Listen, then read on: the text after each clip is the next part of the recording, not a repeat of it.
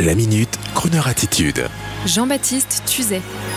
Cette gifle présidentielle qui signe la perte de nos institutions.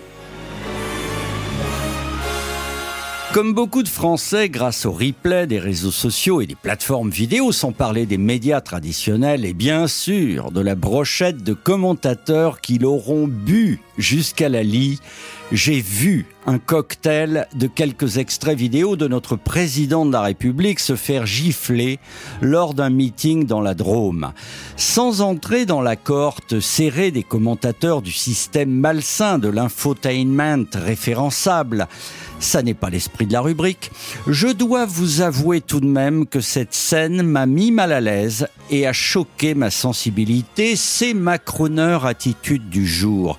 Quoi que l'on puisse penser du président de la République, il l'est, président.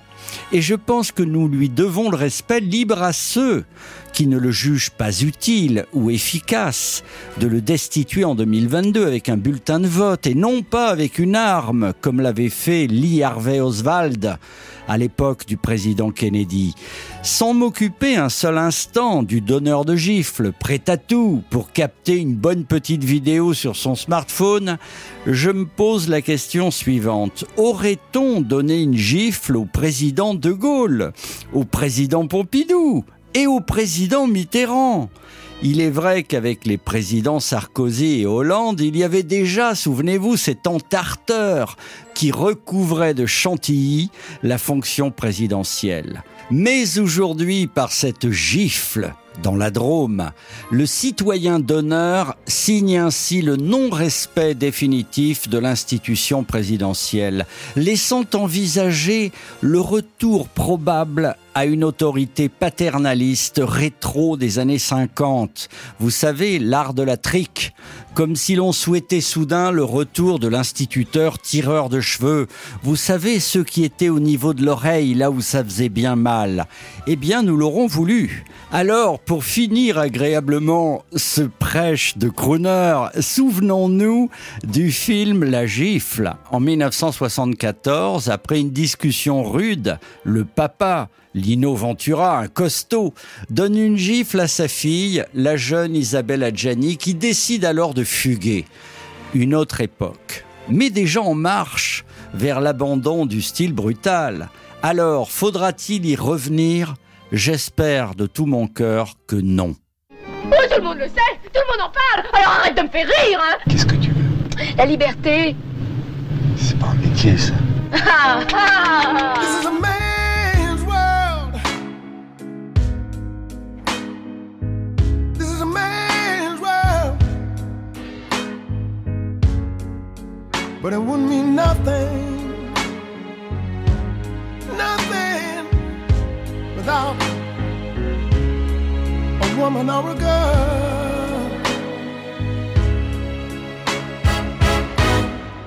You see, man made the cars to take us over the road. Man made the trains to carry the heavy load. Man made the electric light to take us out of the dark. Man made the boat for the water like no one made the earth. This is a man's world, a man's world, but it wouldn't mean nothing, nothing without a woman or a girl.